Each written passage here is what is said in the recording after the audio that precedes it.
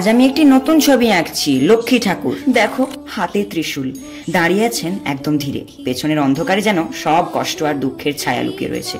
ছোটবেলা থেকেই আমি ভাবতাম, কেন মানুষ এত কষ্ট পায়, কেন ভালো মানুষ কষ্টে থাকে।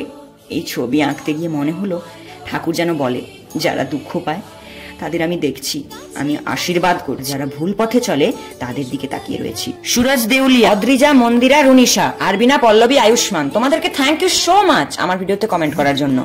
ছবির পাশে হালকা আলো ফেলেছি। যেমন বলেন, অন্ধকার যতই গভীর হোক, একদম শেষের দিকে আলোর রেখা থাকে।